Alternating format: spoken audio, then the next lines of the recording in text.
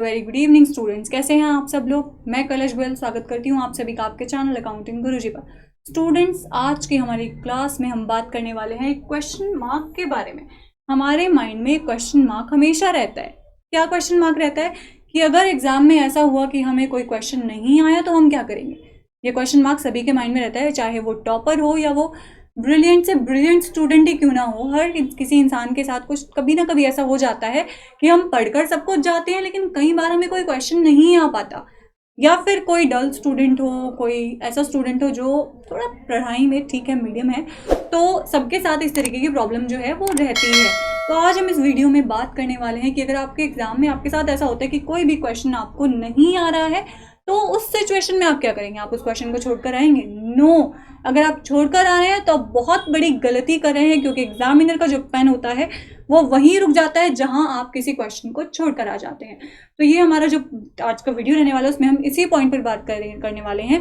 लेकिन उससे पहले अगर आपने चैनल को सब्सक्राइब नहीं किया है तो जल्दी से कर लीजिए। कहाँ हैं आप लोग? जल्दी से चैनल सब्सक्राइब कीजिए, जिससे कि आपको चैनल से रिलेटेड सभी new updates time to time मिलते रहें और आप हमारे चैनल से जुड़े रहें। आगे भी जो इंपॉर्टेंट इन्फॉर्मेशन आपको मिलनी चाहिए वो आपको टाइम टू टाइम मिलती रहे। वीडियो आपको एंड में अच्छी लगी तो लाइक करना बिल्कुल मत भूलिएगा। बेल आइकॉन प्रेस बहुत ध्यान से प्रेस कर दीजिएगा। चलिए बात करते हैं इस टॉपिक के बारे में कि अगर आपके एग्जाम में आपके साथ ऐसा हो रहा है कि आपको कोई क्वेश्चन नहीं आ रहा तो आप क्या करेंगे। वेल, मेरे साथ बहुत बार ऐसा हो जाता था, कभी भी हो जाता था। एज लाइक यू, मैं भी एक स्टूडेंट थी, तो उस टाइम से मैं भी गुजर चुकी हूँ। मुझे भी पता है कि अगर कभी ऐसा हो जाता है तो उस सिचुएशन में हम क्या करते हैं। अगर कुछ ऐसा होता है कि आपको कोई क्वेश्चन नहीं आ रहा तो आप उसको छोड़िए बिल्कुल मत। ओके। कई बार ऐसा होता है कि हम किसी क्वेश्चन के बारे में भूल जाते हैं, लेकिन लिखते लिखते हमें वो याद आ जाता है। तो थोड़ा अपना उसके लिए टाइम दीजिए और उस क्वेश्चन को बीच में जरा 2 मिनट के लिए ब्रेक करके आगे के क्वेश्चन की तरफ आप बढ़ जाइए। ओके। कई बार कई लोग इस तरह की वीडियोस बनाते हैं, कई बार आपको बताया जाता है कि अगर आप क्वेश्चन को आपको याद नहीं आ रहा तो आप उस टाइम पर क्या करेंगे। आप तभी उसी के पीछे लगे रहते हैं, आप नहीं सोचते कि आपका टाइम वेस्ट हो रहा है। तो नो, उसके पीछे आपको टाइम वेस्ट नहीं करना है और ना ही उस क्वेश्चन को छोड़ना है, लेकिन उस क्वेश्चन के लिए थोड़ा सा आपको टाइम देना है, जिससे कि आप आगे लिखे तो आपको कुछ कुछ याद आए। ओके। अब कोई क्वेश्चन सपोज कीजिए आपके पास आ गया, what is management problems. Management problems आपको एक क्वेश्चन दे दिया गया और आपके माइंड में आ ही नहीं रहा है कि मैनेजमेंट में प्रॉब्लम्स क्या क्या होती हैं। तो अगर बच्चा इस क्वेश्चन को छोड़ के आएगा तो एग्जामिनर उसका मार्क्स कट कर लेगा, जो कि हम लोग नहीं चाहते हैं। तो आप लोग उस सिचुएशन में क्या करेंगे? पहली बात तो बिल्कुल भी क्वेश्चन को छोड़िए मत। जो भी आपके माइंड में आ रहा है उसके बेसिस पर आप उसको लिखना स्टार्ट कीजिए। जब आपका क्वेश्चन पेपर कंप्लीट हो जाए, एट द एंड जब आपका वही क्वेश्चन बचे जो आपको नहीं आ रहा है, उस क्वेश्चन पर अपना टाइम दीजिए। उसके बेसिस पर लिखिए जो आपके माइंड में आपके लिए आता है, जो आपके माइंड में उस क्वेश्चन के लिए आ रहा है वो आप लिखिए। दूसरी बात, राइटिंग अपनी साफ रखिएगा, क्योंकि अगर आप राइटिंग गंदी लिखेंगे तो एग्जामिनर उस क्वेश्चन को पढ़ेगा, देखेगा उसकी तरफ क्या लिखा है, कुछ भी पता नहीं क्या लिख कर रखा है।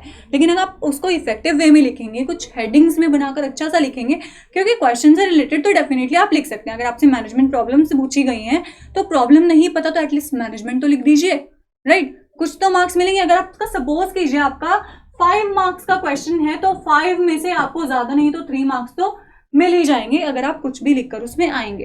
कुछ भी का मतलब ये नहीं है कि आप कुछ भी गाने वाने सब कुछ लिखकर आ जाएंगे तो आपको मार्क्स मिलने वाले हैं। नो, लिखेंगे लेकिन उस क्वेश्चन से रिलेटेड आपको लिखना होगा। दूसरा पॉइंट, उस क्वेश्चन को थोड़ा सा इफेक्टिव बना दीजिए, राइट। क्या कर सकते हैं? आपसे मैनेजमेंट प्रॉब्लम पूछी गई है, मैनेजमेंट के बारे में डेफिनेशन दे दीजिए, मैनेजमेंट को एक्सप्लेन कर दीजिए। देन बहुत सारी ऐसी प्रॉब्लम्स मैनेजमेंट में आ सकती है। अगर आपके माइंड में कुछ भी आ रहा है, मैनेजमेंट में क्या प्रॉब्लम रहती है, थोड़ा सा कोऑर्डिनेशन नहीं रहता, आप कोऑर्डिनेशन पॉइंट बना दीजिए। पूरा पॉइंट नहीं बन रहा है आपसे, आप हेडिंग डालकर कोऑर्डिनेशन आगे का लिख सकते हैं। बहुत सारे स्टूडेंट के साथ होते हैं, उनके माइंड में रहता तो है कि हम क्या लिख सकते हैं, लेकिन वो लिखते नहीं है कि हमारा आंसर गलत चला जाएगा। उसको छोड़ने से बेटर है कि आप उसमें कुछ लिख कर आए। ओके। छोड़ना कोई अच्छी बात नहीं होती। वेल, ये तो अच्छा है, अब एक तरीके से अच्छा भी हो रहा है कि कोई क्वेश्चन अगर आपको याद नहीं आ रहा तो उस पर आपको पॉइंट एकदम एग्जैक्ट वैसे ही नहीं लिखने होते हैं जैसा होता है आंसर। ओके। जो भी आपके माइंड में आता है आप लिखते चले जाते हैं, फालतू आपका टाइम वेस्ट भी नहीं होता। ओके। तो उसमें आप फ्रिक्वेंटली लिखते हैं क्योंकि वो क्वेश्चन तो ऑलरेडी आपको आता ही नहीं है, तो जो भी आपके माइंड में आता है वो आप लिखते हैं। टाइम वेस्ट इसलिए नहीं होता क्योंकि आप एक एक पॉइंट पर ज्यादा ध्यान नहीं देते, क्योंकि आपको पता है वैसे भी आपको पूरे मार्क्स मिलेंगे नहीं। तो कभी ऐसा हो जाए कि आपको क्वेश्चन नहीं आ रहा है तो जितने मार्क्स आप गेन कर सकते हैं, जितना इफेक्टिव आप उस क्वेश्चन को बना सकते हैं उतना बनाने की कोशिश कीजिए। दूसरी बात, क्वेश्चन में जो आप हेडिंग्स लिख रहे हैं, अब क्वेश्चन को बड़ा करने की प्रॉब्लम आती है। नहीं आता तो हम बनाकर भी बहुत ज्यादा तो लिख नहीं सकते, तो क्या करेंगे उस सिचुएशन में? हमने हेडिंग्स बनाई, ओके, हेडिंग्स बनाने के बाद उन हेडिंग्स का हम एक डायग्राम शो कर दें साइड में। हमने जो भी हेडिंग्स बनाई हैं, एग्जामिनर के पास इतना टाइम नहीं होता कि वो अंदर का मैटर पूरा आपका बैठकर पढ़ेगा।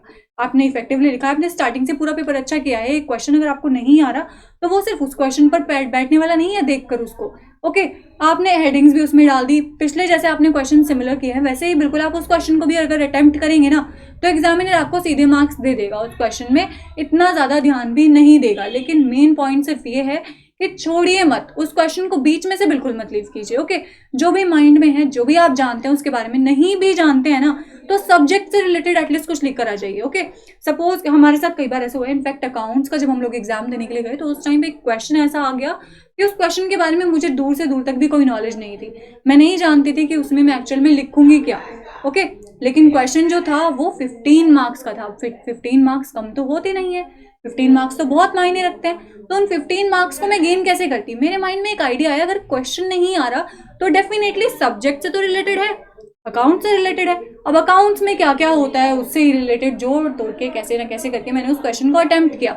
और आप यकीन नहीं मानेंगे, मेरे उस एग्जाम में इतने अच्छे मार्क्स थे जितने मैंने सोचे भी नहीं थे। ओके, रिजल्ट क्या था कि मैंने क्वेश्चन को लीव नहीं किया। लीव नहीं करना, बिल्कुल छोड़ना नहीं है। आप उसमें कुछ भी कीजिए, उल्टा सीधा कुछ मत लिखिए, बहुत अच्छी लैंग्वेज में अपने सब्जेक्ट से रिलेटेड लिख दीजिए। ओके, आपका सब्जेक्ट अकाउंट्स है, अकाउंट्स में कोई क्वेश्चन भूल रहे हैं, या मैनेजमेंट आपका सब्जेक्ट है तो मैनेजमेंट से रिलेटेड आप उसके अंदर लिख सकते हैं।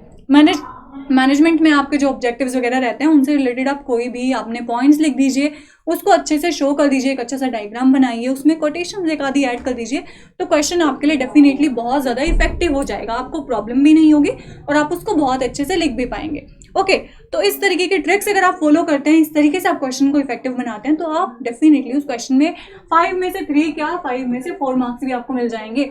3 की बात क्या कर रहे हैं आप, क्वेश्चन पेपर पे ध्यान नहीं देता है एग्जामिनर इतना ज़्यादा, लेकिन अगर आप उस क्वेश्चन को छोड़कर ही आ जाएंगे, अब एग्जामिनर ने सारे क्वेश्चन आपके चेक किए, सारे क्वेश्चन चलो भैया 1 भी सही, 2 भी सही, 3 भी सही, लेकिन आपने 4 वाले के लिए गैप छोड़ दिया, तो ध्यान उस गैप पर जाएगा, पीछे वाले 3 भी आपके रिवर्स बैक चेक करेगा वो कि कहीं इनमें भी तो कोई गलती नहीं है। जब ये क्वेश्चन गलत है तो डेफिनेटली इन क्वेश्चन में कोई ना कोई प्रॉब्लम जरूर होगी। ओके, तो क्वेश्चन को इफेक्टिव बनाने के लिए या क्वेश्चन को अटेम्प्ट करने के लिए क्या करें, अपनी माइंड लगाने की जरूरत होती है। उस टाइम पर हमारा माइंड पता है क्या होता है, नहीं आ रहा चलो भाई छोड़ो, टाटा बाय बाय, चलो छुट्टी। नो, एक क्वेश्चन को छोड़ने का मतलब है आप अपने पूरे क्वेश्चन पेपर पर एक क्वेश्चन मार्क लगा रहे हैं कि क्या सब कुछ सही है या नहीं है। ओके, उसको छोड़िए मत, राइटिंग अपनी अच्छी रखिए, साइड में लाइन खींचना बिल्कुल मत भूलिएगा। जो प्रेजेंटेशन आपको स्किल्स बताई थी उनका आप यूज कीजिए, थोड़ी सी आप कोटेशंस डाल दीजिए, हेडिंग्स के नीचे लाइंस अच्छे से कर दीजिए। दूसरी बात, जो हेडिंग्स आप लिख रहे हैं, हेडिंग्स अब सपोज कीजिए आपने कोई हेडिंग डाली है, सीधा यहाँ से स्टार्ट मत कीजिए, नीचे से कर दीजिए, आपकी एक लाइन तो वहीं की वहीं चली गई। और दूसरी बात, आपका क्वेश्चन भी अटेम्प्ट हो जाएगा, आप अच्छे से उसको सॉल्व भी कर पाएंगे। तो इन ट्रिक्स के बेसिस पर अगर आप अपना क्वेश्चन सॉल्व करते हैं और कोई क्वेश्चन आपको नहीं आता, then it will be very helpful कि आप उस क्वेश्चन को कर पाएंगे।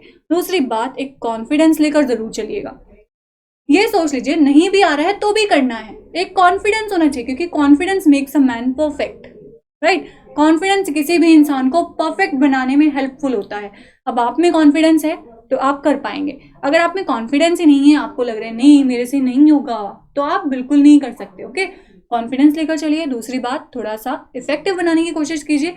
तीसरी बात, नहीं बिल्कुल आ रहा है तो सब्जेक्ट से रिलेटेड कुछ तो लिखिए एटलीस्ट, छोड़िए मत, क्योंकि अगर आप राइटिंग अच्छी लिखते हैं तो एग्जामिनर वैसे भी आपको मार्क्स दे ही देता है, don't worry about that. Okay, दूसरी बात, हेडिंग्स को इफेक्टिव बनाइए, डायग्राम्स उसमें ऐड कर दीजिए, क्वेश्चन अपने आप आपका बड़ा हो जाएगा।